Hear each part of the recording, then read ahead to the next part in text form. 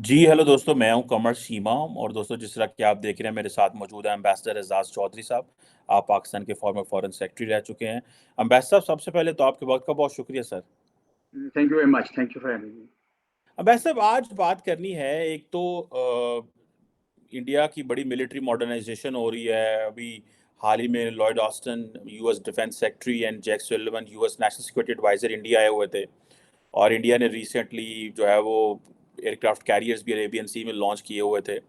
और अगर आपको याद हो कि पाकिस्तान के जो chairman joint chief of staff हैं, वो शर्मिला डायलॉग में गए हुए थे सिंगापुर पिछले हफ्ते। और उन्होंने सर वहाँ पे बात की कि ये ग्लोबल कम्युनिटी को इस चीज़ को देखना है कि अगर आप खित्ते में इतना ज़्यादा बैलेंस ऑफ इम्बैलेंस होगा, जितना इस वक्त बन रहा है, और इतनी ज़्यादा आप एक पलड़े पे जो है वो अपना वज़न डालते जाएंगे, तो दैट विल लीड टू, जिसे कहते हैं ना, सिक्योरिटी डायलेमा की तरफ लीड करेगा।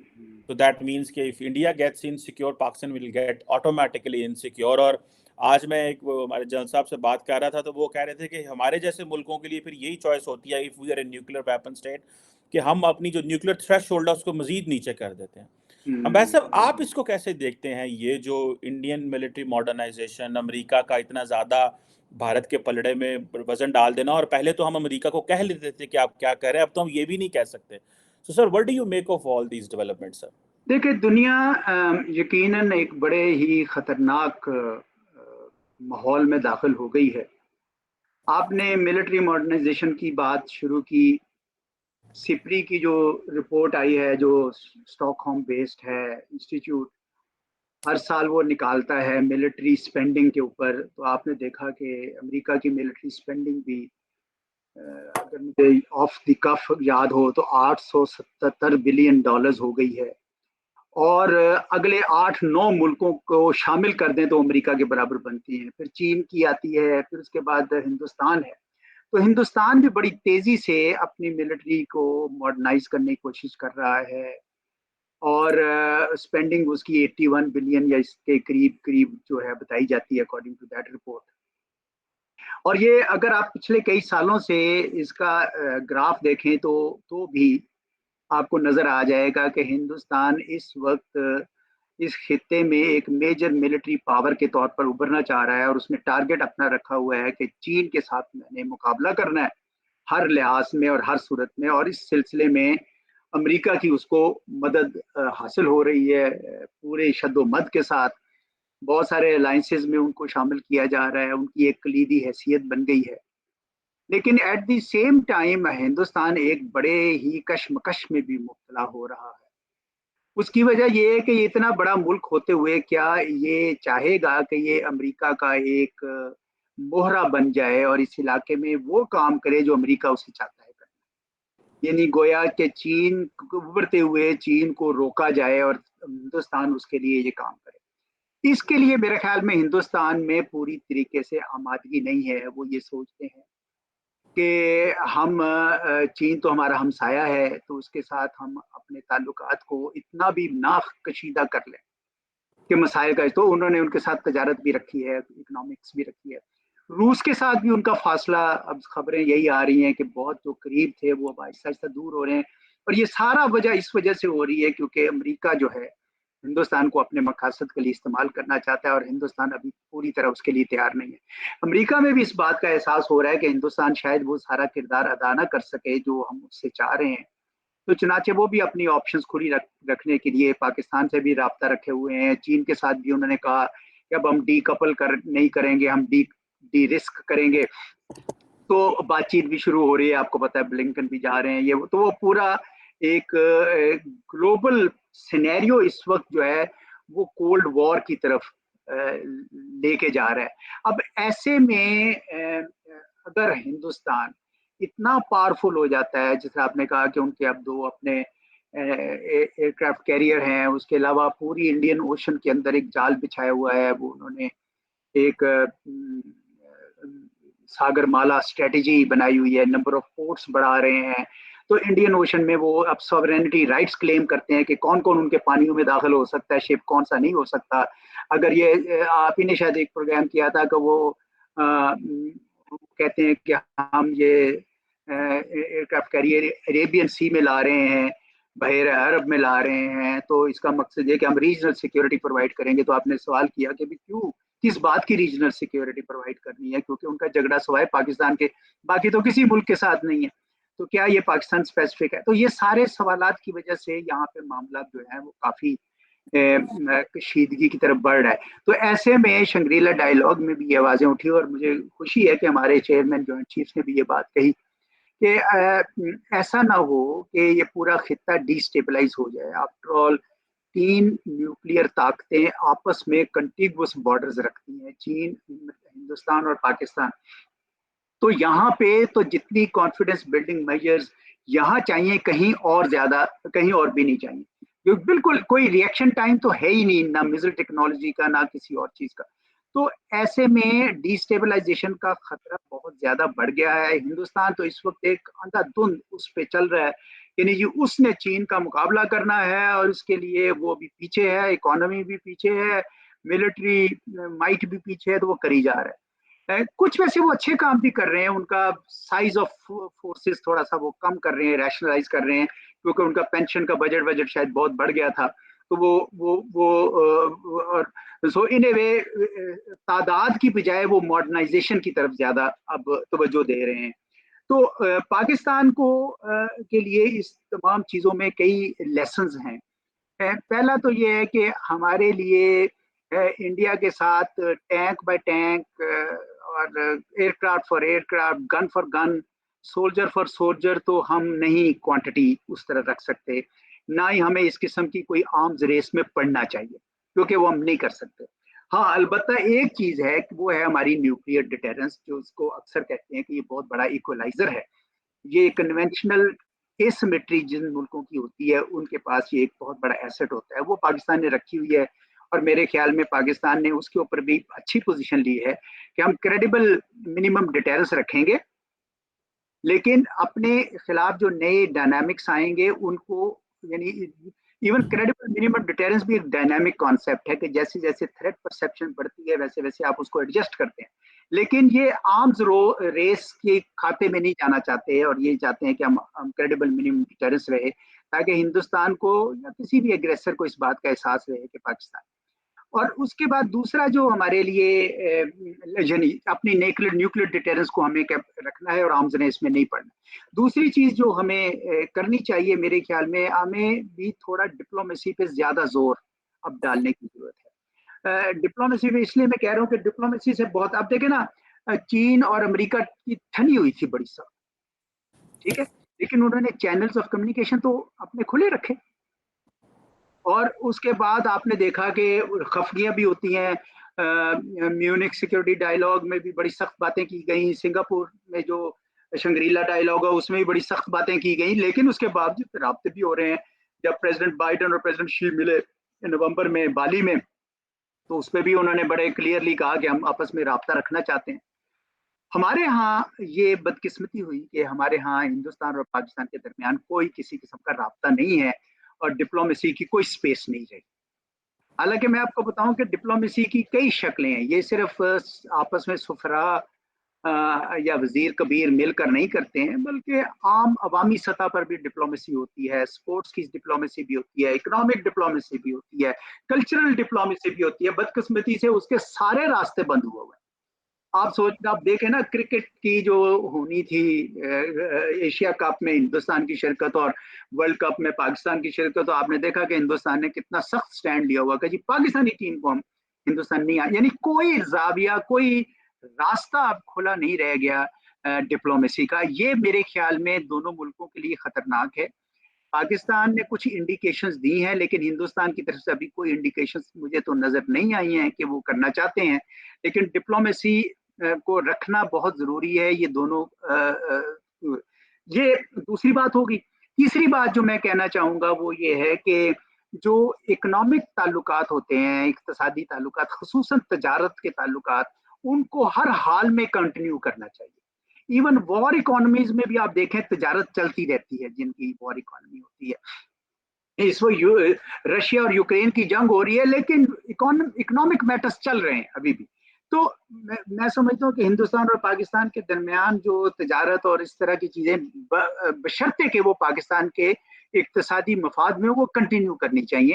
اس سے ذرا ٹیمپریچر نیچے آتا ہے اور بہتری ہوتی ہے. میں تو بلکہ یہ بھی سمجھتا ہوں کہ دونوں ملکوں کو رابطہ کر کے سفیروں کو بھی واپس بلانا چاہیے, کیونکہ ڈپلومیسی جو ہے وہ بہت ہی اس وقت جتنا خطرہ بڑھتا جا رہا ہے عالمی اور خطے میں, اتنا ہی ہمیں ڈپلومیسی کے اوپر زیادہ زور دینا چاہیے. سو یہ میں 3 باتیں کہہ رہا ہوں کہ چونکہ کنونشنل ایسیمیٹری ہے, وہ انڈیا آرمز ریس میں پڑ گیا ہے, پاکستان کو نہیں پڑنا چاہیے, نیوکلیر ڈیٹررنس رکھنی چاہیے. اور دوسری میں نے آپ کو کہی کہ بھئی ہم نے جو اپنی ڈپلومیسی جو ہے اس کو تیز تر کرنا چاہیے. اور تیسرا یہ کہ ہمیں اکنامک جو انسٹرومنٹس ہیں ہمیں اویلیبل ہمارے پاس, ان کا استعمال کرنا چاہیے فار پیس پرپزز. ایک اور بات بھی کہہ سکتا ہوں, لیکن وہ میرے خیال میں کئی بار ممکن نہیں ہو پاتا ہے, ریٹرک کو نیچے, ہاسٹائل ریٹرک کو نیچے لانا, وہ بھی ضروری ہوتا ہے. لیکن وہ میں سمجھتا ہوں کہ اگر یہ 3 چیزیں بھی ہو جائیں تو وہ ریٹرک کے اوپر خود بہت اثر پڑ جائے گا. بالکل صحیح کہا آپ نے. ایک لارجر بحث صاحب بتایا کہ ہمیں یہ جو کیا کیا اس کے امپیکٹ اور ہمیں کیا کیا کرنا چاہیے. بحث صاحب, یہ جو بات پاکستان کے فائنانس منسٹر اسحاق ڈار نے کی ہے کہ آئی ایم ایف کے حوالے سے کہ آئی ایم ایف ہمیں ڈکٹیٹ نہیں کر سکتا اور ہمیں جو گلوبل اسٹریٹجک کمپٹیشن ہے اس میں جسے کہتے ہیں نا قربان کیا جا رہا ہے, اور آئی ایم ایف کا بیہیویئر پروفیشنل نہیں ہے, بلکہ انہوں نے اس حد تک کہہ دیا کہ آئی ایم ایف کہتا ہے کہ پہلے ہم سری لنکا بنے پھر آپ سے بات ہوگی. آپ کو لگتا ہے کہ کہیں پہ آئی ایم ایف جو ہے وہ کہیں نہ کہیں چاہتا ہے کہ پاکستان کو یہ کہا جا رہا ہے کہ آپ اپنی جو ہے نا وہ چوائسز ڈٹرمن کریں کہ ویئر ڈو یو اسٹینڈ, یا کہ آپ کو لگتا ہے کہ آئی ایم ایف پیورلی گورننس ایشو کے حوالے سے بات کر رہا ہے اور وہ کہہ رہے ہیں کہ آپ اپنی جو فسکل جو بیلٹ ٹائٹننگ ہے وہ کریں تاکہ آپ لانگ ٹرم یہ قرضوں پہ نہ سارا ٹائم چلتے رہیں. What do you make of دس؟ یہ ایک دفعہ میری بات نہیں کی, انہوں نے 2-3 دفعہ فائنانس منسٹر نے بات کی ہے, لیکن کبھی فورن منسٹر نے ایسی بات نہیں کی جو فائنانس منسٹر بات کرتے ہیں. اس میں آپ کو کیا لگتا ہے سر؟ دیکھیں, جیو پالیٹکس جیو اکنامکس کو اور اکنامک ریلیشنز کو متاثر تو کرتی ہے. ہم نے فائنینشیل ایکشن ٹاسک فورس کا تجربہ ہمارے سامنے ہے کہ جہاں پہ کچھ تو ٹیکنیکل ایشوز تھے, منی لانڈرنگ کی رجیم پاکستان کی وہ کمزور تھی, اس کو ٹھیک کرنا پڑا, لیکن بہت سی ساتھ ہی ساتھ سیاست ہو رہی تھی. ہندوستان اور امریکہ مل کر پاکستان پہ دباؤ ڈال رہے تھے کہ ملیٹنٹ آرگنائزیشنز جو یو این کی سینکشن لسٹ پہ ہیں ان کے اوپر ویزیبل ایکشن کریں, ہمیں دکھائیں, ہم دیکھنا چاہیں گے, جب ہم مطمئن ہو جائیں گے تو آپ گریٹ لسٹ سے نکالیں گے. تو یہ جیو پالیٹکس کو آپ جیو اکنامکس سے ڈائیورس نہیں کر سکتے, اس کا رول رہتا ہے. لیکن میں آپ کو بتاؤں کہ سارا فوکس اس پہ لانا مناسب نہیں ہوگا. اس کا مطلب کہنے کا یہ ہے کہ یہ سارا قصوروار جو ہیں وہ باہر کے لوگ ہیں, ہمارا کوئی قصور نہیں ہے, ہمارا کوئی دوش نہیں ہے. ایسا نہیں ہے. دیکھیں نا, بات یہ ہے کہ آئی ایم ایف کے جو چیزیں بات وہ کہتے ہیں, کئی بار میں نے ان کی ایم ڈی کا ایک چھوٹا سا کلپ بڑا سرکولیٹ ہو رہا تھا, کرسٹینا جارجیوا کا, کہ وہ ہم پاکستان سے ہم چاہیں گے کہ سبسڈی صرف غریبوں کے لیے ہو, امیروں کے لیے نہ ہو, اور اس طرح کی انہوں نے باتیں کی کہ ٹیکس کا نیٹ بڑھایا جائے. یہ باتیں تو ہم خود بھی مانتے ہیں نا, مطلب ہمارے اپنے سرکار کے جو لوگ ہیں وہ بھی یہ کہتے ہیں کہ بھی ہمیں کرنا ہے, لیکن ہو نہیں رہا. جب نہیں ہوتا تو پھر دنیا باتیں کرتی ہے, وہ کہتی ہے کہ جناب یہ کوئی باٹم لیس پٹ تو نہیں ہے, یہ کوئی ایسی بالٹی تو نہیں ہے جس کا پیندہ ہی کوئی نہیں ہے کہ ہم اس میں ڈالتے جائیں پانی اور وہ آگے سے نکلتا جائے. اس لیے زیادہ تر لوگ جو ہیں وہ یہ توقع کرتے ہیں کہ پاکستان کو خود اپنے پاؤں پہ کھڑا ہونا آنا چاہیے. یہ کب تک آپ قرضوں سے چلیں گے؟ دیکھیں, جتنا آپ پیسہ کماتے ہیں وہ تو آپ کے اپنے جو حکومت کے خرچے ہیں, یا جو آپ کا ڈیفینس ہے, یا جو آپ کا سود دینا ہے, آپ نے اس کی قسط دینی ہے, بمشکل اس کے لیے بھی پورا نہیں ہوتا, علیحدہ علیحدہ. تو اب آپ کو خرچے تو کم کرنے ہیں, تو کیا ہم خرچے کم کر رہے ہیں؟ مجھے ویزیبلی اتنا نظر نہیں آ رہا جتنا ہم کر سکتے ہیں. کیا ہمیں یہ اس قسم کے کام عوام کو اور ساری دنیا کو نظر آئے کہ ہم نے خرچہ بھی کم کیا؟ دوسری چیز, کیا ہم اپنے پاؤں پہ کھڑے ہونے کے لیے اقتصادی اقدامات کر رہے ہیں, پالیسی میں ایسی تبدیلی لا رہے ہیں جس کا مطلب یہ ہے کہ آپ آپ نے امپورٹ پہ پابندی لگائی، لیکن کیا آپ نے ایک ایسا ماحول پیدا کر دیا کہ وہی چیزیں پاکستان میں پیدا ہو سکیں؟ ابھی میرے گھر میں وہ سولر پینل والا آیا تھا، وہ آج کل بجلی نہیں پوری پیدا کر رہا تھا، تو میں نے اس کو بلایا تھا، تو میں نے اس سے پوچھا، تو میں نے کہا یار وہ پالیسی بنی ہے کہ سولر پینل جو ہے نا اب ہم پاکستان میں بنا سکیں گے کیونکہ اس پہ سیلز ٹیکس نہیں ہوگا، اور وہ تھوڑا سا ایسے ہنسا کہ سر یہ ہم کہاں اس طرح کی ٹیکنالوجی، یعنی لوگوں کو کانفیڈینس ہی نہیں ہے کہ ہم یہ کام کر سکتے ہیں، ہم تو ماچس بنانے کے قابل نہ رہے، یہ کیا بات ہوئی؟ تو آئی تھنک جو ہندوستان کے ساتھ آپ کا فرق یہ آیا کہ ہندوستان نے پہلے 40 سال اپنی زندگی کی اٹارکک پالیسی فالو کر کے تو انہوں نے اپنے ملک کی، چاہے وہ چیزیں بڑی خراب تھی، آپ کو یاد ہے ان کی ایمبیسڈر کار ہوتی تھی، بیٹھا نہیں جا سکتا تھا اس کے اندر، اتنی انکنوینئنٹ کاری، لیکن انہوں نے اپنا ایک انفراسٹرکچر بیس بنا لیا، اور اس کے بعد پھر جب انہوں نے اوپن اپ کیا تو ان کو فائدہ ہوا۔ ہم نے انفراسٹرکچر بیس نہیں بنایا، بلکہ ہم نے انڈسٹریلسٹ کو بھگا دیا، اپنے جو سرمایہ کار ہے وہ ہمیں لگتا ہے یہ بلڈ سکر ہے، یہ خون چوسنے والا انسان، حالانکہ اگر وہ ایک فیکٹری سے 2 فیکٹریاں کرتا ہے تو وہ تو اتنی ہی روٹی کھائے گا جتنی اس نے کھانی ہے، لیکن 600 ملازم، 600 لوگ اور جو ہے نا ان کے گھر پلیں گے۔ تو ہمیں ایٹیچیوڈ چینج کرنا چاہیے، جس طرح چین نے اپنا انڈسٹری کی طرف مکمل طور پر ایٹیچیوڈ چینج کر دیا، مکمل طور پر کہ انڈسٹری جو ہے وہ ایک پاکستان کے لیے بینیفٹ لائے گی بہت بڑا۔ تو ہمیں انڈسٹری، اب گورنمنٹ سرونٹس ہے، میں بھی گورنمنٹ سرونٹ رہا ہوں، گورنمنٹ سرونٹس کا ایٹیچیوڈ بہت ہی غلط ہے، وہ جا کے ایسے مطلب ہے کہ کوئی فیسلٹیشن کرنے کی بجائے مطلب پیسہ بنانے کی اس میں رہتے ہیں۔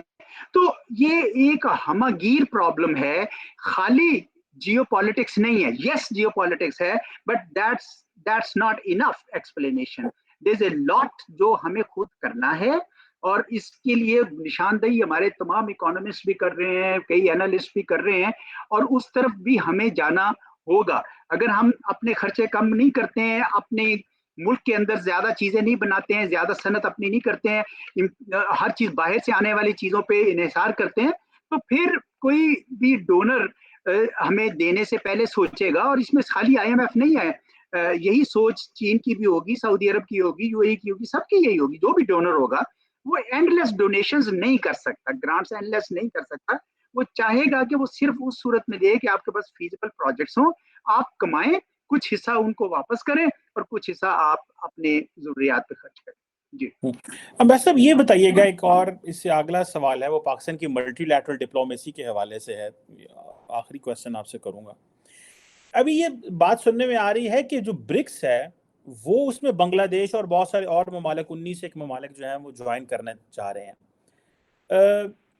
آپ کو کیا لگتا ہے کہ پاکستان کیوں نہیں جوائن کر رہا ہے، یا پاکستان کیوں اس میں درخواست نہیں دے رہا؟ باقی ممالک جو ہے، اگر بنگلہ دیش جوائن کر رہا ہے ٹھیک ہے، اور بھی بہت سارے ملک جو ہیں، ایجپٹ ہے اور افریقہ میں ادھر ادھر جو اس کا حصہ بننا چاہ رہے ہیں، ہم کیوں اس طرح کے ملٹی لیٹرل فورمز میں کا حصہ نہیں بن پا رہے، یا ابھی نہیں بنے، یا سوچ نہیں رہے، یا کبھی ہماری ڈسکشن کوئی نہیں اس حوالے سے کہ ہم جو ہے وہ کیا اس حوالے سے کرنے جا رہے ہیں، کیا ہوگا اس حوالے سے، کیا ہم اس کا ہمیں کیا فائدہ ہے اگر ہم بنتے ہیں، اور ہمیں کیا رکاوٹ ہے؟ سننے میں آیا کہ ایک کنسنسس بس چاہیے کہ اگر آپ اس کا ممبر بنے۔ So what do you make of this اس حوالے سے سر؟ لیکن میرا اپنا یہ خیال ہے کہ کسی بھی تنظیم کی رکنیت کے لیے ایک آپ کی اپنی خواہش ہے، اور دوسرا اس تنظیم کی خواہش ہے کہ آپ شامل ہوں۔ اب آسیان کے ساتھ ہمارا ڈائیلاگ پارٹنرشپ تھی، ہم اس کو فل ڈائیلاگ پارٹنرشپ بنانے کے لیے پچھلے 20-25 سال سے کوشش کر رہے ہیں، نہیں ہو پا رہی۔ تو ان کے ایک وزیر خارجہ نے کہا کہ آپ ہمیں یہ بتا دیں کہ آپ کے پاس اکنامک سرپلسز کیا ہے، آپ کی ٹریڈ ہمارے ساتھ کتنی ہے، وہ اگر بڑھ جائے گی تو ہمارے اندر اپنے اندر خواہش ہوگی کہ ہم آپ کو فل ڈائیلاگ پارٹنر بنائیں۔ تو یہی چیز برکس میں ہے، یہی چیز تمام دنیا کے اس میں ہے کہ جب آپ کے گھر دانے ہوں گے، جب آپ اپنے اندر سیاسی استحکام لائیں گے، اپنی کنٹینیوٹی آف اکنامک پالیسیز کریں گے، اپنا ریزرو بنائیں گے، تو دنیا آپ کو امپورٹنس دے گی۔ دیکھیں یہی چین تھا جب ماؤ کے اور ڈنگ جاؤ پنگ تک جو ہے اس کے اوپر کوئی خاص توجہ نہیں دی جاتی تھی۔ چین آج دنیا کی بڑی قوت اس لیے بن گیا کہ اس کی اقتصادی قوت میں اضافہ ہوا، اور ہندوستان بھی یہی تھا، ہندوستان کو بھی کوئی نہیں پوچھتا تھا، لیکن اس نے بھی جب اپنے اکانومی کو کھولا اور پیسے کمائے تو ان کی بھی عزت بڑھ گئی. اسی طرح آپ یہ دیکھیں ترکی ہے, ترکی کا پہلے برا حال تھا, اس کا لیرا بھی کام نہیں کر رہا تھا, اور ان کے پورے افریقہ میں 13 امبیسیز تھی. جب ان کے ہاں اکنامک پروگرس ہوئی تو آپ نے دیکھا کہ انہوں نے 33 امبیسیز افریقہ میں کھول لی, ڈپلومیسی میں ان کا اضافہ ہو گیا, اور انہوں نے کوشش کر کے اور بڑھتے بڑھتے وہ G20 میں داخل ہو گئے. تو G20 میں اس وقت نیدرلینڈز اور ٹرکی میں ہمیشہ کمپٹیشن رہتا ہے. ٹرکی اس وقت تھوڑا آگے ہے, لیکن نیدرلینڈ بھی کوشش کر رہا ہوتا ہے کیونکہ یہ بارڈر پہ. تو یہ سارے جتنے فورمز آگے ہیں, G7 ہو, G20 ہو, برکس ہو, یہ سب کے سب آہستہ آہستہ economic value and economic birth کے اوپر بیس کر رہے ہیں. تو آپ کی جو ڈپلومیسی یہ نہیں ہے کہ بھئی آپ انگریزی اچھی نہیں بول سکتے یا آپ اپنا مدعا پہنچا نہیں سکتے, یہ کر سکتے ہیں, لیکن جو اصل جو قوت ہے آپ کی وہ یہ ہوگی کہ اگر آپ کے پاس اتنی اکنامک اسٹرینتھ ہے کہ آپ دوسروں سے مانگیں گے نہیں, آپ دینے والوں میں سے. آپ ہمارا اپنا فیتھ, اسلامک فیتھ ہمیں یہ کہتا ہے کہ مانگنے والوں میں سے نہ بنو, دینے والوں میں سے بنو. Giving is more is a sign of strength, not taking. So therefore the day we put our act together اور ہم ایک کامیاب ملک کے طور پر ابھریں گے تو آپ دیکھیں برکس کیا ہر دوسری تنظیم آپ کی ڈپلومیسی ایک دم سے بہت زیادہ کامیاب ہوگی اور آپ دیکھیں گے کہ آپ اس طرف جا سکیں گے. بالکل صحیح کہا بات صاحب. جس طرح آج نیٹو نے انڈیا کو کہا ہے کہ ہم نیٹو پلس کی طرف بھی جانا چاہتے ہیں اگر انڈیا چاہے, تو ظاہری بات ہے یہ اٹ ڈپینڈس کہ آپ کتنے سیریس ایکٹر ہیں, اس حساب سے دنیا آپ کو رسپونڈ کرتی ہے اور آپ کی گلوبل ریلیونس اور ریجنل ریلیونس بھی بڑھتی ہے. Thank you very much ambassador Aizaz Ahmad Chaudhry. It's always pleasure talking to you sir. بہت شکریہ. Thank you.